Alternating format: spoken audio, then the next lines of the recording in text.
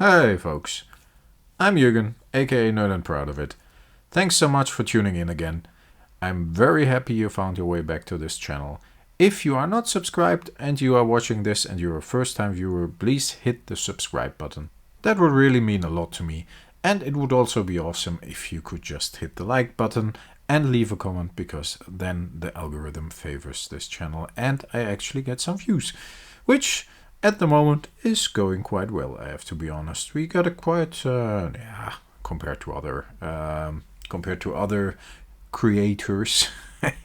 If I see myself, if I'm allowed to see myself as a creator, we're not definitely not there yet, but we're slowly growing and we're steadily growing, and that's a way to grow the community as well. So I'm really happy about that. I hope you all had a great Christmas, and I hope you had a lot of fun with your families, maybe even having fun playing a couple of Magic matches, which always is great, of course.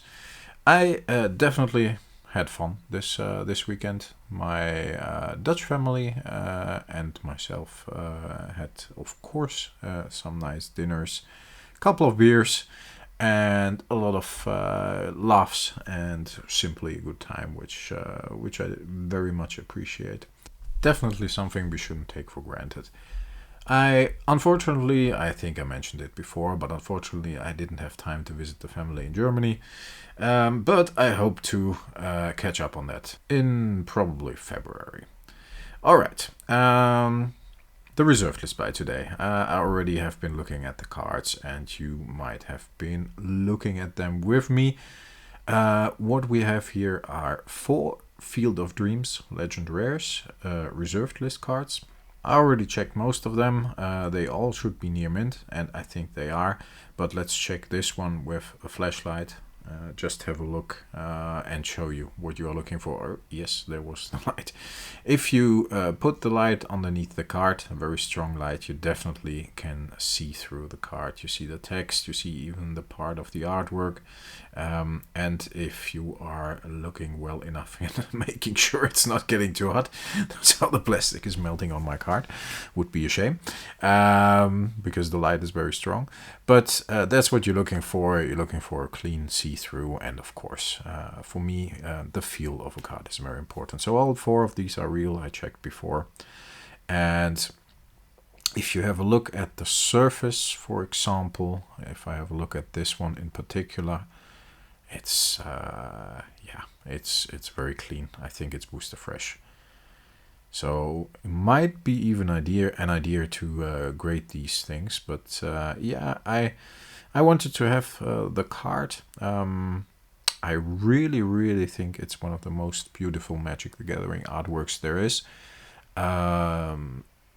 It's a reserved list. It's definitely not coming back, and it's a legend rare, which means it has a print run of 19,300, which is very low in my opinion.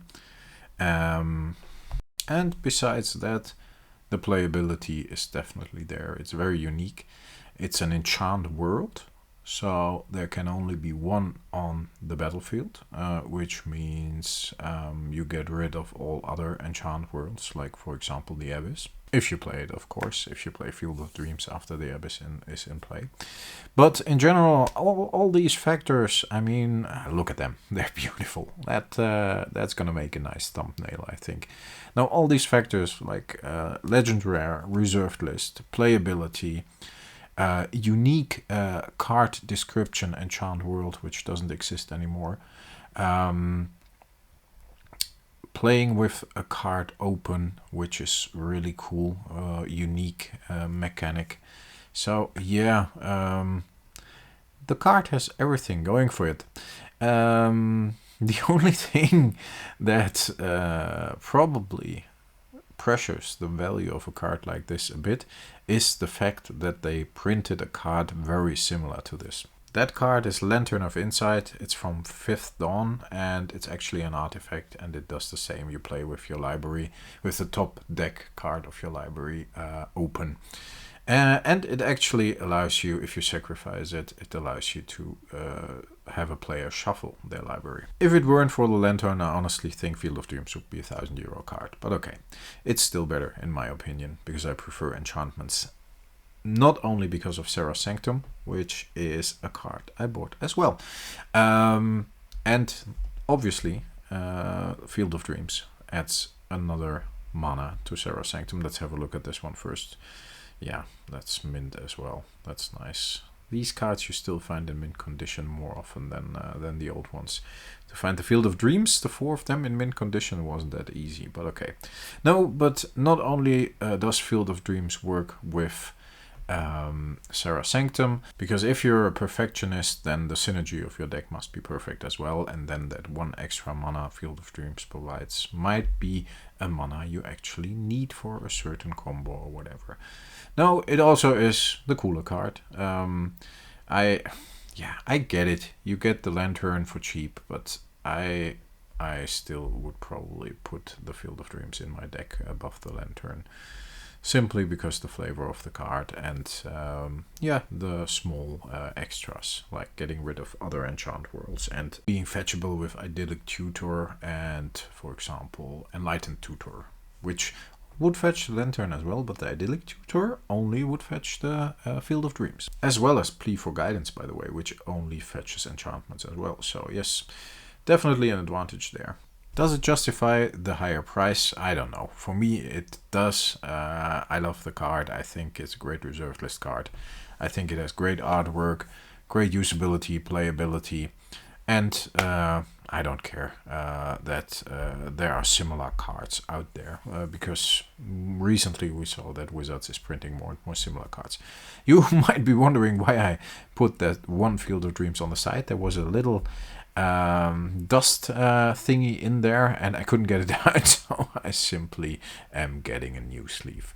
In general, those 4 cards are a nice addition to my vintage and reserved list cards.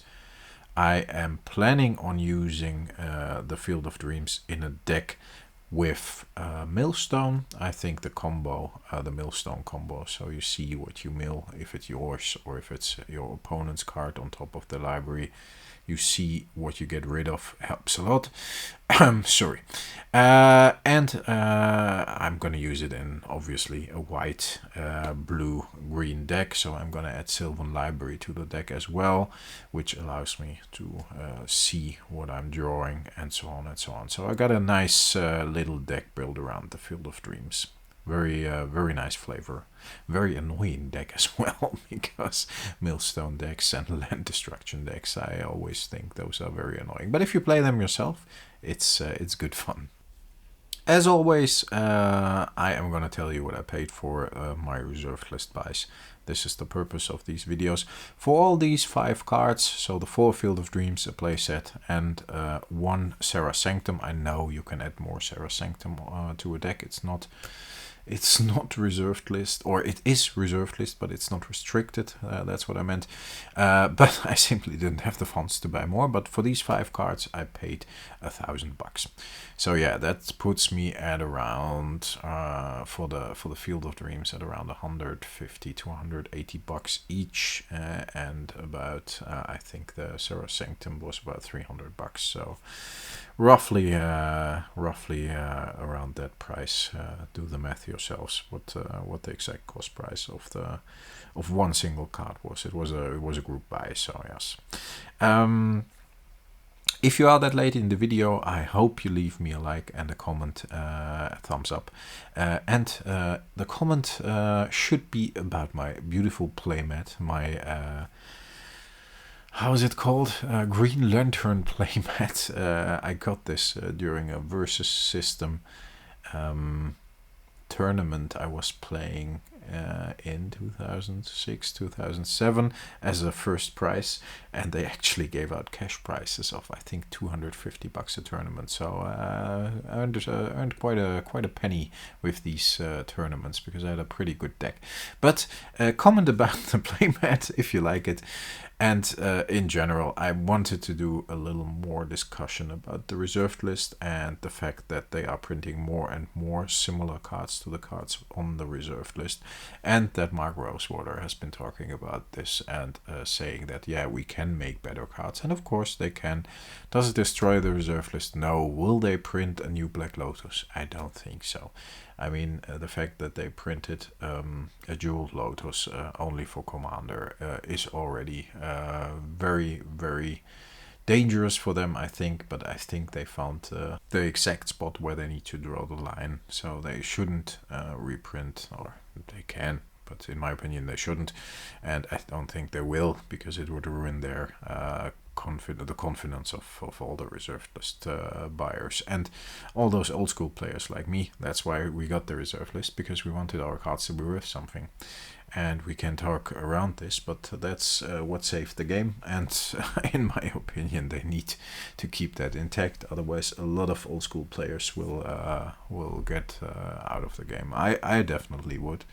I mean, I like my old cards, and I still got some of quite a lot of value, and it would be devastating to me if I would lose this value. And not that I'm gonna sell them, but the fact that I collected them when nobody else was interested, like in 1993, when everybody was looking at me strangely and saying like, yeah, what are you doing? You're definitely a nerd. And I am, and I'm proud of it. That's the name of this channel. But the fact that I kept on to those cards for 25 plus years, and now everybody wants to have them for free. Yeah, I can be an egoist, or yeah, I can be not nice to everybody else who wants to get their hands on these cards, but I don't care, honestly, because I was there in the beginning, I have the cards, and I held on to them. So yes, that's why I think we definitely should keep the reserve list. A lot of players would drop out of the game, and I think it would be devastating for Magic the Gathering. If they would add cards to the reserve list, so new players can have a chance to maybe organically create some value with their collection as well, that's what I'm in favor of. But yeah, maybe one card here and there, cards that definitely are very strong, or not cards that you easily get rid of, or something like that, would be quite fun, simply to create some value. Because we're still talking about a collectible card game. I mean, yeah, not everything is for free in life, and I think people need to learn that. But okay, my opinion, maybe an unpopular opinion, but still mine.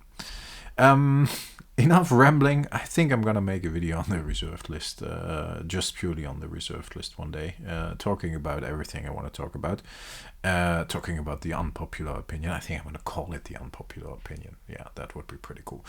But enough rambling. I wish you a nice evening. It's in the evening here, so if you are watching this in the evening, I wish you a nice evening as well. And I would say I talk to you next time. Stay healthy, stay happy, and be with your loved ones. Obviously, stay frosty, because I think that's very important as well. And I talk to you next time, guys. Bye. Bye.